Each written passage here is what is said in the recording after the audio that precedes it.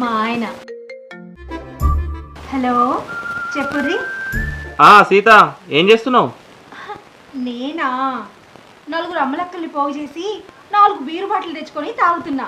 మంచిలకు chicken తీసుకొస్తావా? నవ్వుడేంది, మస్తు తినిపిస్తున్నాయి.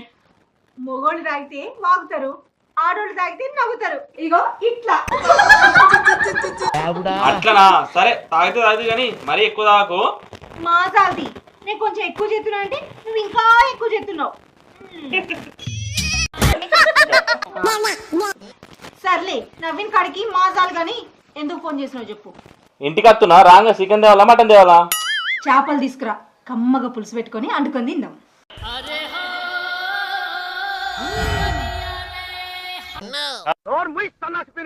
కదా వేరే లెక్క మారింది కానీ నువ్వైతే చేపలు తీసుకురా.